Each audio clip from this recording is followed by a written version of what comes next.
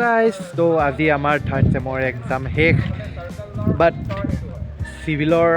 কাৰণে চিভিল ডিপাৰ্টমেণ্টৰ আমাৰ থাৰ্ড ছেমৰ যোনখিনি ফ্ৰেণ্ডছ আছে সিহঁতৰ এটা বেয়া দুখ লাগিছে সিহঁতৰ কাৰণে সিহঁতৰ আকৌ একদিন আছে এক্সাম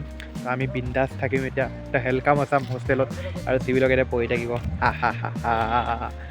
सिविल वालों तुम लोगों के जैसा मैं मायूस नहीं हूँ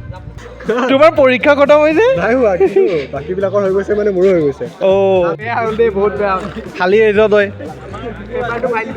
সকলোৰে জোচ এক্সাম শেষ হোৱাৰ আৰু একেলগে বহুত দিনৰ মূৰত এনেকৈ আড্ডা দি আছোঁ আমি